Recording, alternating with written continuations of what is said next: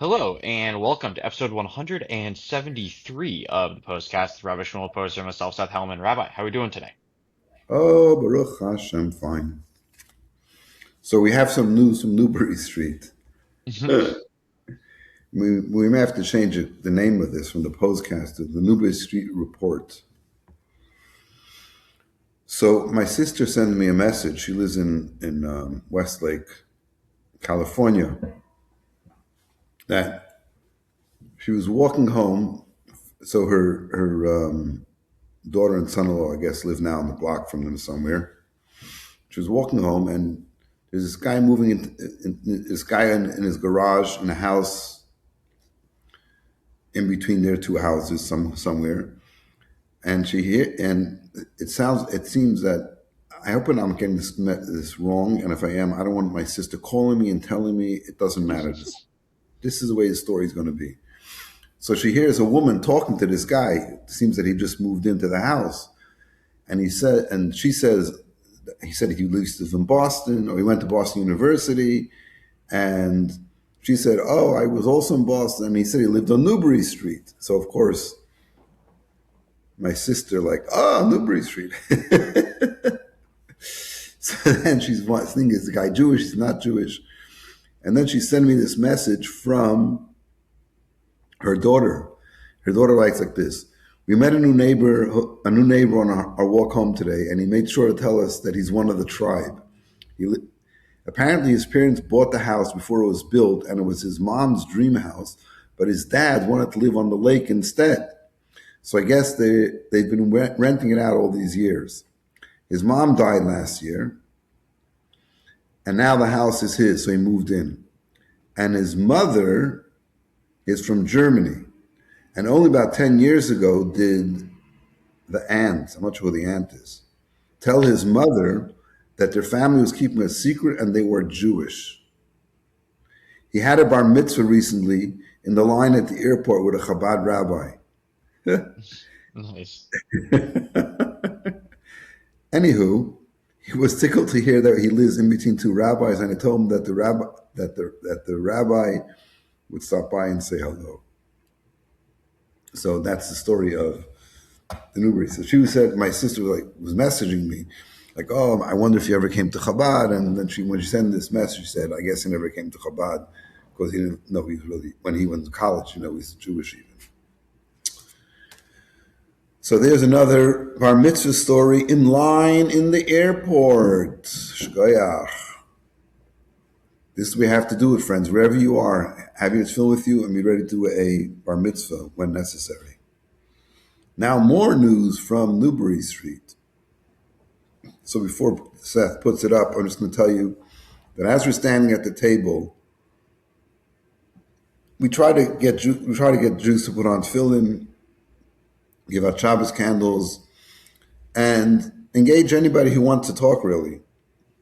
Most people that are walking on Newbury Street want to talk don't have much to say because it's a busy street with people with shops and stuff.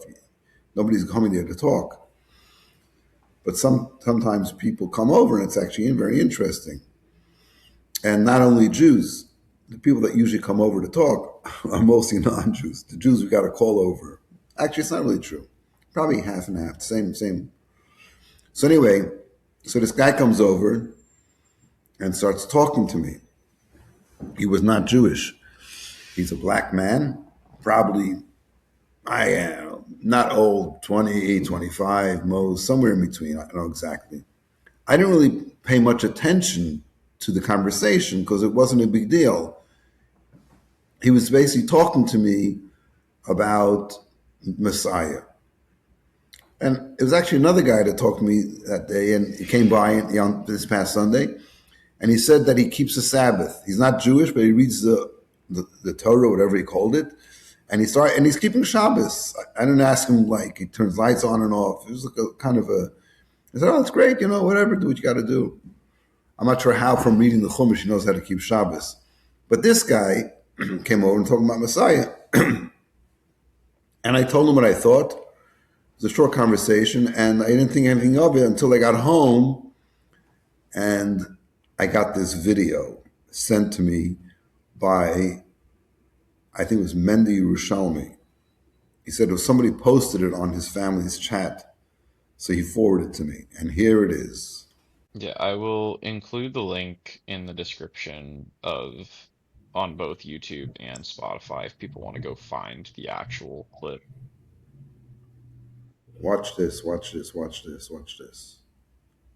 I'm just going to play it.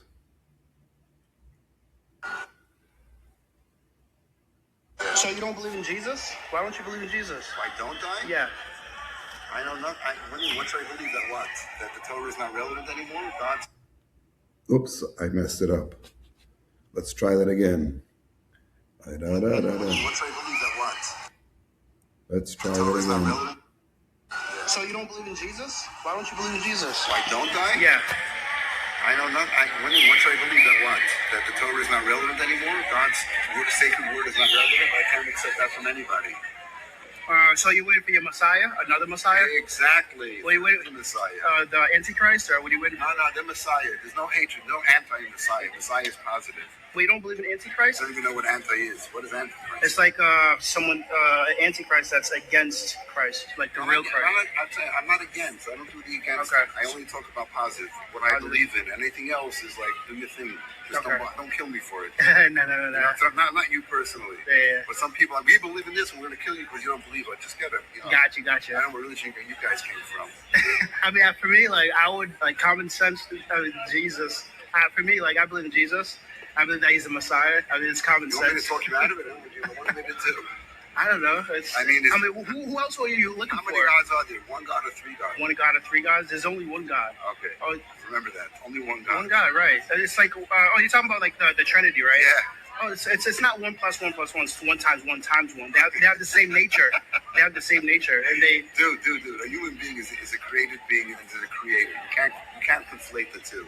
You get very close to the creator. That's Messiah. It's very. So, what type of Messiah are you looking for? Like powerful, like a what do you More of a spiritual leader that affects people around the world. Okay, what do you want him to do in this world? Bring honesty and goodness to the world. That's what Jesus did. You're telling me he did that, and Christianity came from Jesus? Yeah. Hello? How many Jews were killed because of Christianity? Come on. Okay, what else? What else? Remember who you're talking to. What else would you want? Show them my last time. Is it true? What else would you want this Messiah to bring about? To bring them these 7 laws to be complete. These should rule. Sacred speech, divine unity, marital fidelity. Divine unity. Even. So you don't believe in Jesus? Why don't you believe in Jesus? So sweet. Cuts off.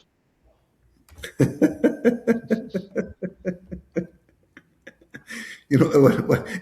I laugh at it because I think back, like, so he came with a little contraption, he was holding it, but I don't know if he was recording with that or something else. I didn't know he was recording even, which is a little. Which, by the way, is actually an issue. It's Massachusetts is considered a two-party consent state, and so if you're going to be recording someone, you actually, like, even if you are in public, if you're actively going to be interviewing someone to like put it out somewhere, you do need to have their consent, and they need to know that they're being permission. I recorded in know that sense. that you're right, Like in that way. So like if you're just kind of generally taking a video, out in public, you don't have to get every single person's consent because they're just out in public. But if you're going to actually interview someone and use it for something, you do need to get their consent and specifically say, hey, I'm recording you for this, just so you're aware. Right, and I found that out a day or two later, and it was a little surprised because if this is what he does, he has an Instagram account and he does these type of things, so he should know better than anybody else. But I think the one thing I can say is that I mean I was obviously he didn't tell me he's going to record me. He just came over and started talking. This is a totally impromptu conversation, and I'm happy that. You see, my mindset when I'm there, like I mentioned, you want me to talk you out of it. Like I could start getting engaged in a discussion like that, but Newbury Street is not the place for it. You're not going to convince anybody to what to believe, and not convince anybody what not to believe. Staying on Newbury Street, that's what I learned already. That don't have long discussions with people. They're not there to have their mind changed or even open enough to learn, get new information. So if, we have people come over on Sunday and like, you want to put on film, like, I don't say Israelis, but they were Israelis. And like, the one that said yes did it right away. The one that said no, it was no. It was no convincing. People are not there, that's just the way it is. So when he came over and started asking me these questions, I'm like, what is my goal here? Do I want to try to convince a guy that Christianity is horrible, terrible, and makes no sense and is not true? I'm not going to convince him that anyway. That's what he believes. And actually, if he believes it, it makes him a better person. Gesund to hate. Is it exactly what Torah defines what a non-Jew should believe? Probably not. But that's not the setting that I'm going to convince him to change anything that he does believe in. And so that's why I think it was very good the way it came out. So somebody showed me where it is on Instagram, and I looked before the show started, before we started recording today, and it has 29,000 views, which is pretty crazy. I mean, he has like some of his videos are a few hundred, a few thousand, a few 100,000. I think the upshot of it is this, that when a person is clear about what they believe, and that's something that you need to understand in your own mind. And I always tell people, like, where did you get training to answer questions about Judaism? And the answer is on the job. When we were 15, 16 years old in yeshiva, we used to go visit people in their offices, ask them to put on tefillin, go on mitzvah tanks and meet people in the street. And then we come back to yeshiva. Sometimes we just like, it wasn't an official thing, but if somebody asked a question, you start talking to your friends, like, how do you answer this question? How do you answer that question? My uncle wrote a book. My uncle, blessed memory, wrote a book called Think Jewish, made up of essays, short, to the point, answering a lot of basic questions about Judaism. It's called Speak English, but Think Jewish. So the main title is Think Jewish. But it explains a lot of basic things in that people would ask about Judaism.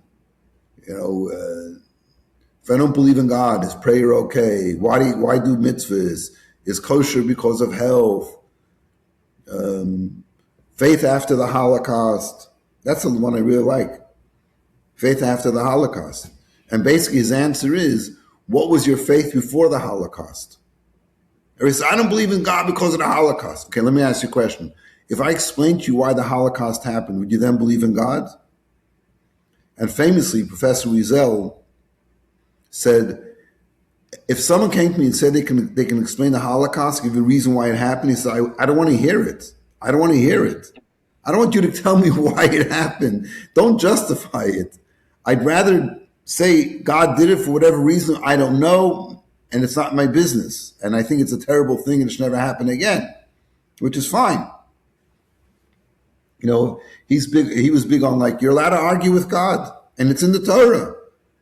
Even after the Jews made the golden calf, it says that Hashem was waiting for Moshe to argue and pray for him. Hashem said, I'm going to destroy the Jewish people. And Moshe's like, why are you telling me? Oh, obviously you want me to argue with you. So Moshe argued. When Hashem told Avram that he's going to flip over Sodom and Amorah, Avram argued with God. Why? Well, because why'd you tell me, God? Why are you telling me? It says in the Torah, Hashem says, am I going to hide from Avram that what I'm going to do? Yeah, why not? Do what you want. You're the God. No, because Hashem wants people to complain and to argue with Hashem to make things better. And that's why we never started the whole campaign. We want Mashiach now. Oh, you can't tell Hashem what he should do. Yeah, of course you should. We're sure that's why we daven. We daven to Hashem that we want things to be better, much better, and be great. So I'm saying to be able to answer these very basic questions, and when you meet people, and so this idea of like, I don't want to tell them you should know that the Rambam writes that Christianity and Islam came to the world so the people of the world will believe in one God and Mashiach will come to correct their mistaken ways. But at least they're not idol worshippers. Imagine the whole world is bowing down to idols and Mashiach shows up. There's one God. Like, wow, we never heard of such a thing. So now you have billions of people in the world. They know there's one God. Okay, so they're a little confused. and who's the right prophet, etc., whatever. So with this guy, I think it was the right thing to you want to believe, you can believe what you want to believe, but like this is what irks me when there is an older couple, I think I mentioned this before, who came over. Thank God they haven't come over the past few weeks. Who like were trying to argue with us about this, like this whole issue, who's the Messiah, and I'm like, and I got upset at them and said, stop bothering us. We're not here to. You're not going. You don't want to hear what I have to say. You just want to convince me that you don't. You don't have a discussion where we start from. Let's see what the real truth is. You want to convince me what you believe. I'm not interested in your belief. I'm very happy with what I'm doing. So those type of people, I don't want to waste time with them. Here, a guy came over and was looking for information. Well, I thought he was asking honest questions that he wanted looking for answers for. But and that's the basic answer. So we have those little cards that have the 7 Noahide commandments. That was what he was reading afterwards. And I think it's very important for the world to know that the coming Mashiach is not coming for the Jews. It's coming to the whole world.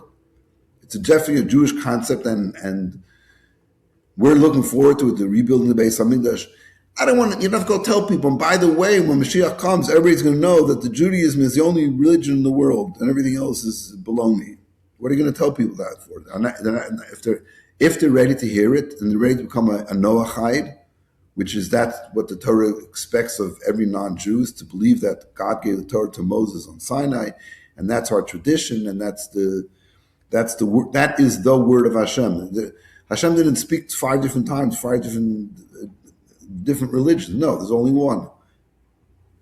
But to tell a guy in the street that what's he's not going to give up what he believes in. So what's the point? But to tell him how Judaism looks at the Messiah as being not killing millions of people and because they don't believe, but ushering in a time that people can live in peace with the recognition that there's one God and there's rules of civility. Anyway, It feels like a good segue, actually, because I have more than one thing to talk about. So, first off, you mentioned like the Rebbe and talking about Mashiach coming. I spent this past Shabbos, which I told you about, and we actually spoke Motzi Shabbos, but with Ariel and Mendel. Can you see this? yeah, I see the back of Ariel's head. Yeah. So this is Havdalah, and Oh, then this is the three of us in Ariel's home, Motzi Shabbos. So you can see the Havdalah stuff down there. yeah. But yeah, so we spent Shabbos together in Great Neck this weekend. And so I was joking with them because I was like, every single speech, every single Devar Torah or whatever, every single time, I'm like, I'm waiting for and this will help merit the coming of Mashiach speedily in our days. And it's just not coming because it's Sephardi neighborhood, right? Like it's not Chabad, right? So it's not, you don't sit there, like you don't have the typical like Chabad end to a speech. But yeah, so we had a good time. It was a lot of fun. And then also it was requested of me to do a book review of the books that were handed out at the 40 years and beyond. So I finished On Purpose and I started Positivity Bias, but I haven't finished Positivity Bias. Um, First off, he's recycling stories. So within the first 30 pages of Positivity Bias, we've already gone back to a story that we had in On Purpose, or I guess On Purpose technically, I think Positivity Bias came out first. So On Purpose technically recycled Positivity Bias. But there's a story about, I forget where the guy was from, but it was a European philosopher of some kind who was like gonna quit because he was getting, a lot of pushback from and like being harassed by his peers, and so he was going to move to Australia, and the Rebbe sent some like famous singer to this guy to be like, hey, keep working, and so he used the story in both books, but On Purpose it's all HP. It's a very Rabbi Posner book, right? Like every single thing was, you're here for a reason, right? Hashem puts you in every spot for a reason, whatever. And so it's just like the whole thing is HP, which I thought was really interesting from like obviously you're giving us the book and it's a whole Chabad thing. So like it checks out that things would work in with each other. But but yeah, I don't know, it's just like every single time I was like, yeah, this feels very Rabbi Posner to me. Um one of the things that was pointed out that I think was I don't know, I forget if this was a quote from a letter from the Rebbe or if this was just something that was written. Um, but it was said that our our neshama is reinstated or like reincarnated with the purpose of fulfilling any of the mitzvahs that it didn't fulfill in its past life. And so it was kind of an interesting thought process to think of like what mitzvahs are important to you, and like is that because your neshama couldn't fulfill them in a different time on Earth? So like that was kind of cool to sit there and think about because I had never heard that one before. Um, always take the path that allows you to positively impact the most people was one of the takeaways. One of the things that was written. So like a lot of it is, people unsure where they're going and talking to, whether this is in-person conversations with the Rebbe, when getting dollars or like writing to him or in private conversations. And so that was kind of a general theme throughout. And then something I thought that was really interesting was there were a lot of people who weren't Chabad who would go to the Rebbe, and he would say to them, they would ask about, taking on different Chabad traditions and, moving to different areas. And the Rebbe very much didn't recruit people to become Chabad and pick up Chabad culture and traditions, but wanted them to focus on strengthening the traditions and the culture that they already had. And I think one of the specific examples was like there was a person who was thinking of moving away from their community and moving into Crown Heights. And he was like, no, you have to stay because there are cultures that have kind of gone away because the most important people or like the biggest people have left, and then there's no one else to kind of continue the traditions. And so there aren't any leaders in these communities. And so he was very big on making sure that even if they weren't Chabad communities, that they stayed there. And then the last big takeaway I had was there's a reason for every single detour, and every time you think you're stuck somewhere, you're meant to be there. And so I think the specific story that was talked about was there was a group of women that were on their way back somewhere, and I think their plane flight got canceled in Detroit, if I remember correctly. And so they spent the entire time finding women to give Shabbos candles to, right? And so that was their purpose, to be quote unquote stuck in the airport in Detroit, was to find Jews to give candles to. So yeah, those were the big takeaways of the book. I enjoyed that one. It didn't take me long to read through, and I'm working on positivity bias, and I'll report back once that Beautiful. one's This is finished. wonderful. A book review. The first one on the Pos-cast. We have a book review by Seth. No, that was very excellent. So yeah, the last story about was the group of women who had gone to Detroit for a Chabad Lubavitch Women's Convention. It's a yearly thing, and they have it in different cities. And they wrote a note to the Rebbe saying, "We're stuck here in the airport." And Hmm. the Rebbe's answer was, and not exactly like, "Are you guys joking? You just had a conference of Lubavitch women. Now you're telling me you're stuck? You're not stuck. The Abisha wants you there. Get going." And so every Jewish woman in the airport got Shabbos candles. That was like, duh. The other one about keeping the culture was there was a few different times, but one of the main thing was when the first shluchim that the Rebbe sent was to Morocco. Hmm. So the question was, when they go there, what should they do there? Should they try to promote Lubavitch Chabad customs? And the Rebbe said, don't do that. You should strengthen their customs. And even more so when they came to Israel, I'm not from Morocco, maybe from other countries. The Rebbe said, it was also to Lubavitch. When you go there, make sure that they strengthen their customs, because they're coming to a new country, and if the customs they know you take away from them, they're going to lose everything. In other words, their gateway, their entrance to Yiddishkeit and the Jewish observance is their customs. If you change their customs, then they lose everything, which is a very fascinating insight. You think, oh, the minor things, the way you dress. No, but that's part of the whole package. Take away a little bit, and they're going to lose the whole thing. So yeah. By the way, HP is Hashgacha Pratis, Divine Providence. Those don't know.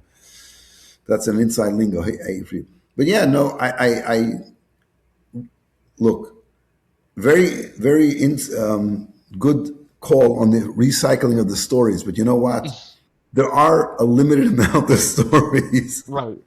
Right. and so at some point they're going to be repeated. If you're writing enough books, you're repeating stories, and sometimes you get a little bit different angle what you learn from it. But yeah, there's the stories are, it is what it is.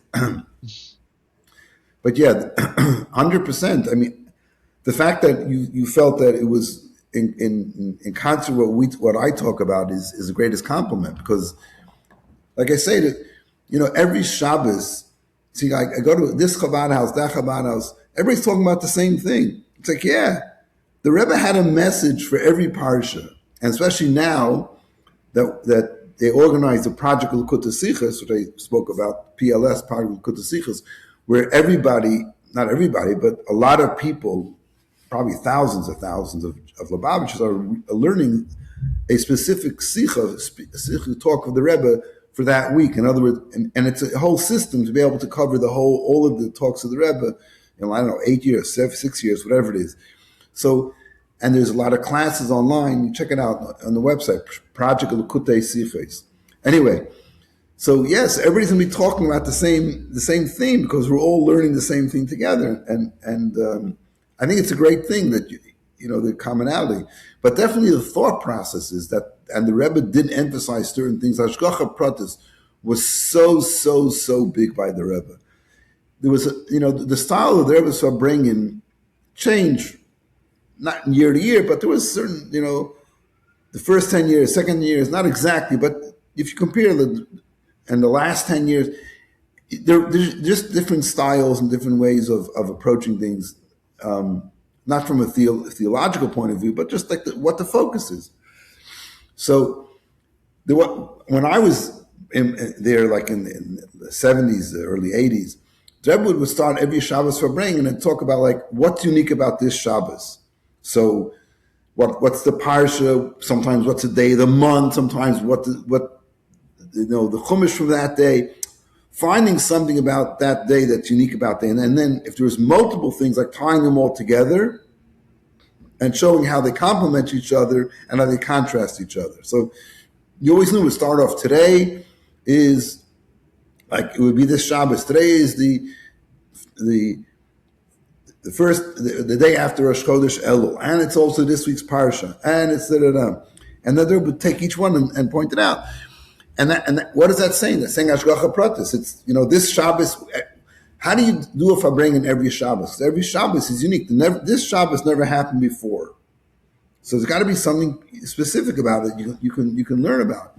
So when the Rebbe would talk about this, it was ingrained within us that every time we look at a situation, we say, why am I here? What is and what's unique about this time that. And what we can learn from it. So yeah, that's the way it is. Fine. So that's great. I'm happy that we were talking before the event. Myself, Yisrael, Zelda, Chani. Like what should we give out? And so Yisrael thought to find some kind of unique little tchashka type thing, and I think I said, what I like doing is like giving out books, because a book is something that people take it. If they don't read it today, they can read it tomorrow, read it in 5 years from now, they can pass it on to somebody else. And you're giving something, they'll remember it because you put a little sticker in that says when the event was, and they have that on their shelf. But then you have, and now I'm going to tell you something, and like I'm going to introduce saying everything's Hashgacha pratis, so it's all good. So a week before the event, Yisrael, we spoke about which book do we want to give out. So the book that we came up with was Letters from the Rebbe, which is basically not written by the same author that you were reading from, but it took letters, every chapter, 4 or 5 pages, based on a letter of the Rebbe answering a question. So Yisrael gets to New York like 3 days before the event. He says, I called the store that handles the Chabad books. They said we wanted, I think, 75 copies or something. They don't have 75 copies of that book. What should we do? I said, I don't know. Let me take care of it. I'll get to New York. So I get to New York. I said, let's just go to the store there and see what they have. And they didn't have enough of that. So there was the other two books, the positivity bias and what was the other one? I walked away with positivity bias and on purpose. I don't know what the third book Okay, on was. purpose. So the letters from the Rebbe, on purpose, and positivity bias. None of them had 75 copies. So he took, I think, 50 of these, 25 of those, 25 of those, whatever it was, or whatever the numbers were exactly. And the intention was there would be one book for every person that was there. And so somewhere in the middle of the event, Yisrael comes over to me and says, people are taking 2 or 3 books, of each one of them. Yeah, I had grabbed just positivity bias at first, and then on my way out, one of your daughters was carrying a box of the on purpose ones. I was like, oh, I'll grab one of those. Okay, so thanks for doing that. But the funny thing was, I saw people like taking one of each, and like, oh my golly, like, and it's an honest thing. They're all there. Who would think you're supposed to take one and you didn't have enough of the same one? But perfect. You got took 2 books and you're reading 2 books. That's fantastic. But it's funny how that worked out. Anyway, another takeaway from the event was, and the follow up email was, this past Monday we had like 10 people on for the Monday night, and in fact, a man that I know for many years, and I study with him on Tuesday mornings for half an hour. We learn something together, and he says to me, "So you have something going on Monday night?" Because he got the email. I said, "Yeah, but if you get onto it, I won't be able to learn with you the same thing that I talk about. Monday night I can't learn with you on Tuesday." And I said, "It's okay.